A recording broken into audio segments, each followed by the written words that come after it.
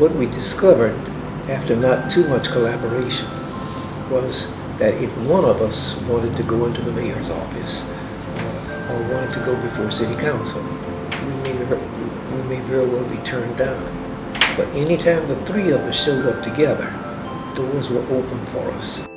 I'm Sam Karff. I'm Senior Rabbi Emeritus. I was the Senior Rabbi for 24 years at Congregation Beth Israel, which is the oldest synagogue in Texas. I'm Joseph Anthony Fiorenza. I've been a priest here in Houston for 62 years, and I served as the Archbishop here for 36 years. My name is William Bill Lawson. I'm the retired senior pastor of Wheeler Avenue Baptist Church.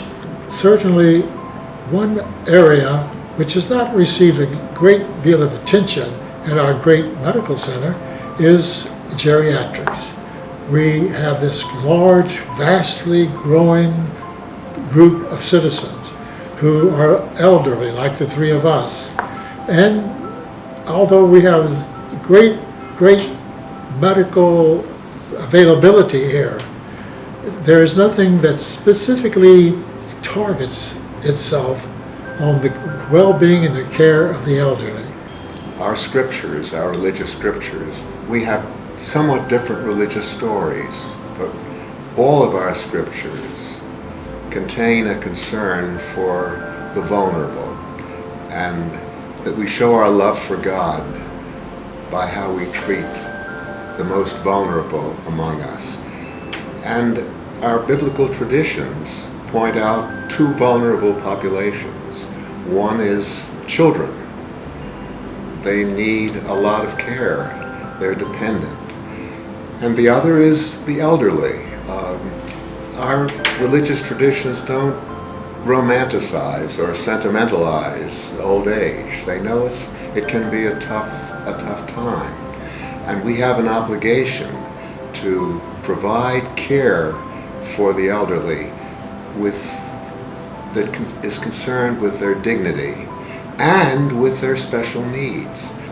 What is important is if people our age, or if people the age of somebody in everybody's family, everyone in this room has somebody who is old and who needs specialized treatment.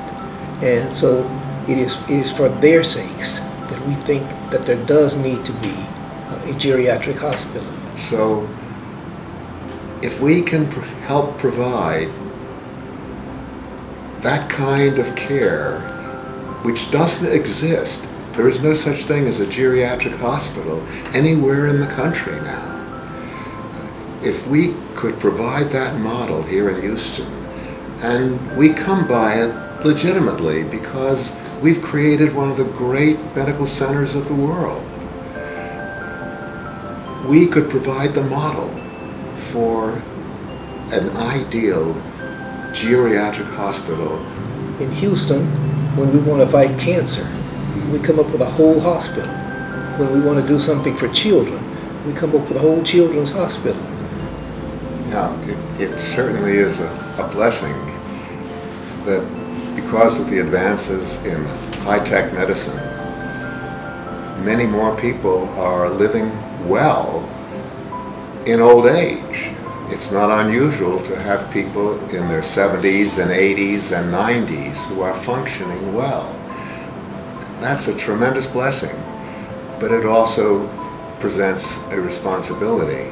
The explosion in the aged in our society means that many more people are going to be facing not just the blessings of good old age, but the liabilities of when the body gets old. This is the time when we need to create what doesn't exist.